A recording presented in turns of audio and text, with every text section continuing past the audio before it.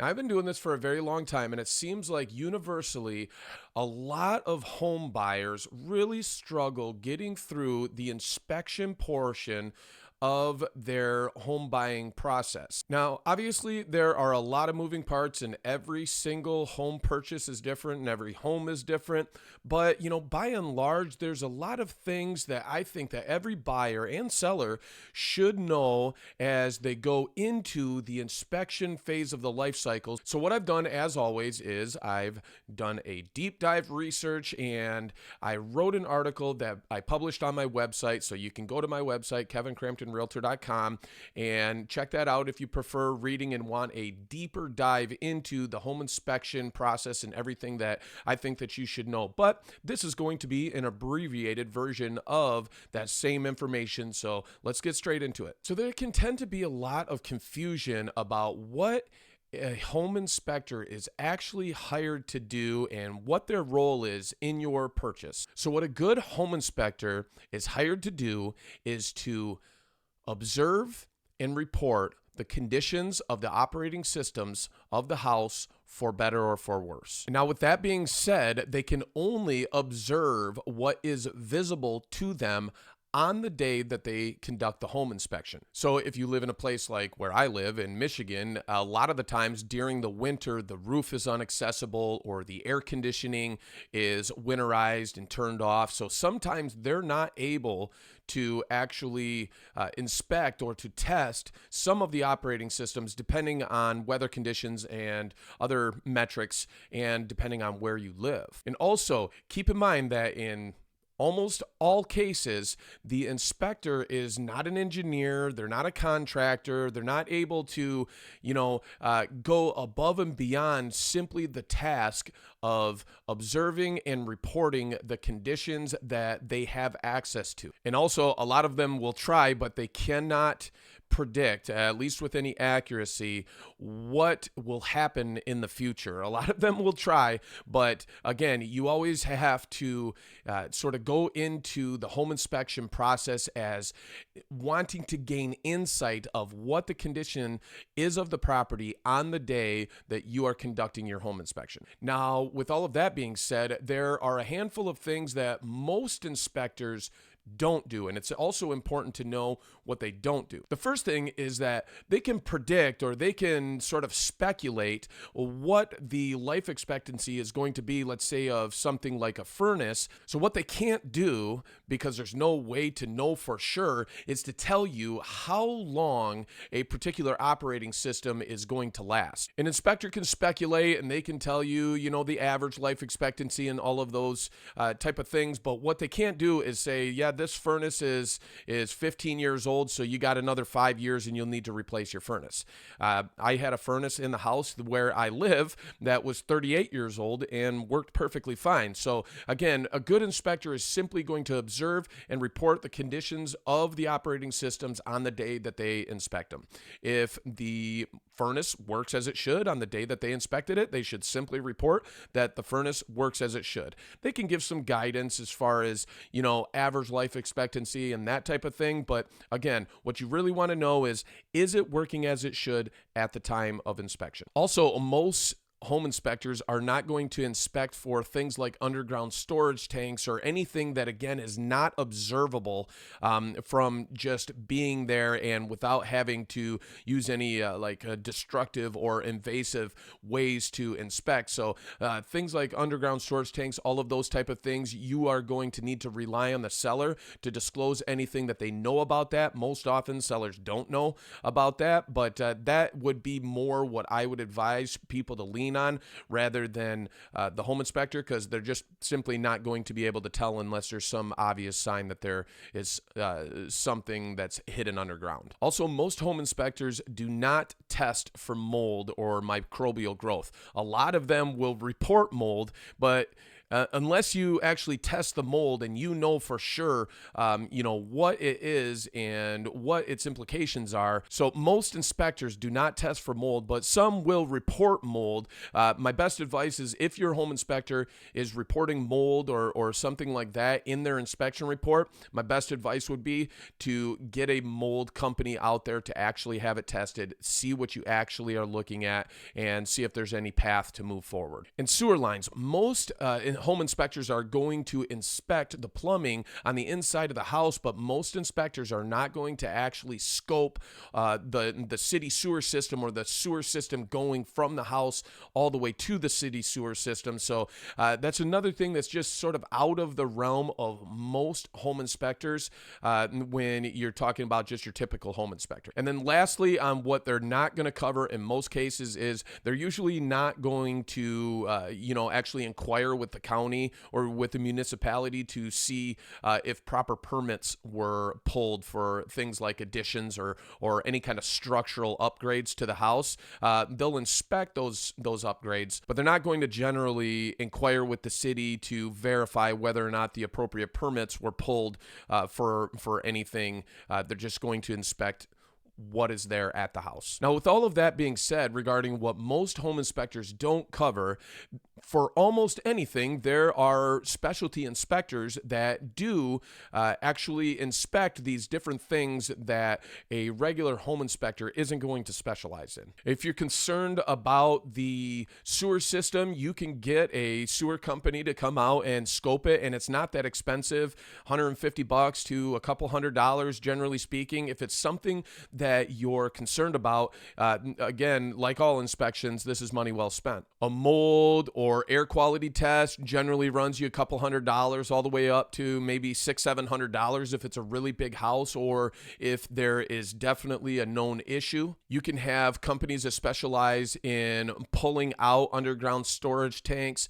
that type of thing. They'll come out and actually sonar the ground and verify whether or not you have things that are buried below the ground or not. Again, just a couple $100. Radon testing is one that you would think would be a lot more popular, but it's not very popular. But you can have a radon test done on a property and generally back to you within a couple of days, $100, couple $100, depending on the company.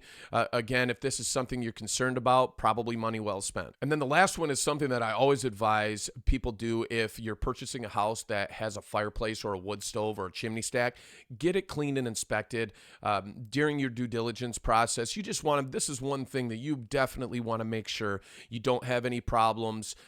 There's no major defects with it, because the first time you fire up that fireplace, that is not the time that you're going to want to find out. Now, after you get your home inspection, you're generally going to get a large report. It's usually 30-40 pages long, a full comprehensive guide that is going to tell you everything about that house with lots of great information and photographic evidence, all of this type of thing.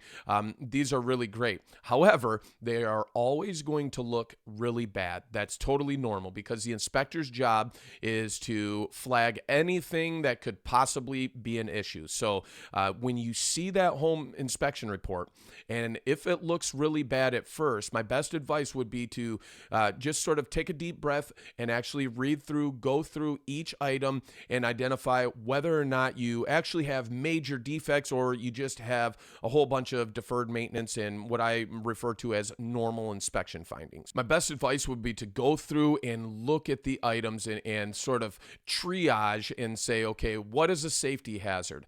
What is a structural issue? In other words, a major defect. What is cosmetic? What is mechanical? And sort of break down and identify what is important, if anything, on that inspection report. That will really help you sort of, gain a good understanding of what you actually have. Another good idea is to do this with your real estate agent. Your real estate agent sees these all day, every day. They will be able to help you understand what's normal and what's not normal. Now, a lot of the time, if you're a seller, it's really helpful for you to actually have a home inspection done on your property prior to listing your house, because this is going to help you understand what you're going to be looking at when a buyer does a home inspection on your house. A great way to do this is to conduct a home inspection, sort of gather up all that information and go through and simply take care of a lot of the simple things, the cheaper things that just make sense, minor repairs, that kind of thing. These make a lot more sense to do this before you list the house, because a buyer is going to have a tendency to sort of overreact and perceive these minor issues as much more costly than they actually are. So it's a couple $100 really well spent if you're getting your house ready to sell. Have it pre-inspected, and then go through and sort of take care of a lot of those minor issues, and this could potentially save you a lot of money and heartache in the long run. It's really common that after the home inspection, you sort of do another phase of negotiation. If you're a buyer, I would be very careful with this, because I always say that the golden rule of negotiating inspection repairs is that the less you ask for, the more likely you are to get it. And the more that you ask for, the less likely you are to get anything. And what I mean by this is that if you are a buyer and you identify just a handful of things that are major deal breakers to you, and you just can't move forward unless you're able to renegotiate with the seller, if the seller sees just a couple of things, you sort of don't feel like you're far apart. You are more likely that the seller is going to work with you. Now, if you send over an inspection contingency removal addendum and it is full of a laundry list of tons of different things, the seller will feel like you are just so far apart and they have to do so much heavy lifting to keep the deal together. They are probably not as likely to give you anything, and they're probably just as likely to terminate the contract altogether. Because something that you need to know is that when you are a buyer and you are conducting your home inspection, after that home inspection, you have three options. You're either satisfied and you want to purchase the house in its as-is condition, you are not satisfied and you want to terminate the contract, or you are not satisfied and you would like to modify the contract.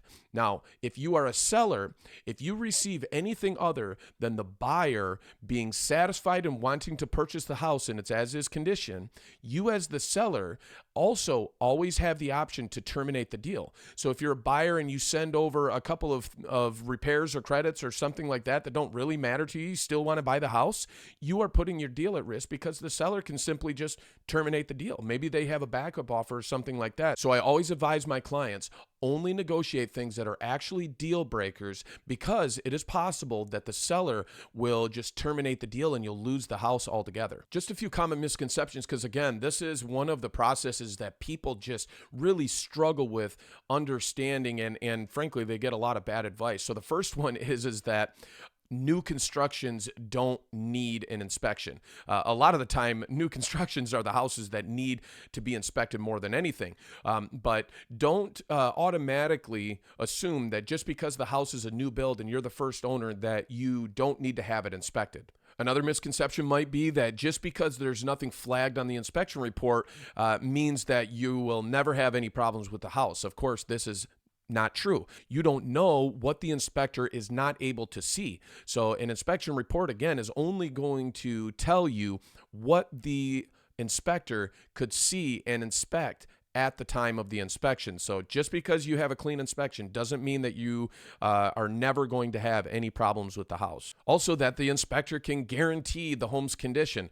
Again, they can't guarantee anything. A lot of time, the inspector is going to try to speculate regarding life expectancy and that type of thing. My best advice would be to put most of the weight of what the inspector's saying in what he is able to actually produce to you as tangible evidence. So again, you are wanting to verify that the operating systems of the house are working as they should at the time of inspection. That's the main thing that you need to be taking into consideration. Now, you can take into consideration average life expectancy, all of those type of things, but the big question is it working at the time of inspection? And then a big one is the difference between an appraisal and an inspection. So an appraisal is simply a third party's opinion of the potential resale market value of the house. So the appraisal is trying to identify the house's value. An inspection is a physical inspection of the property for the buyer to understand the condition of the property, but has nothing to do with the home's value. At the end of the day, only you know your limitations, only you know your risk tolerance, and the home inspection is just a way for you to gain more information to help you make the most informed choice that you possibly can. My best advice would be for you to conduct as many inspections as you feel necessary for you to feel comfortable moving forward, purchasing the house, or terminating the deal if that's what you want to do. The most informed buyers and sellers are always the ones who end up with the best possible outcome at the end of the transaction. So that's it. If you want, you can go on my website, kevincramptonrealtor.com, and read the full article. It goes much deeper into the topic. But if you like this video and you got value from it, give it a like, share, subscribe, and as always, thanks for watching.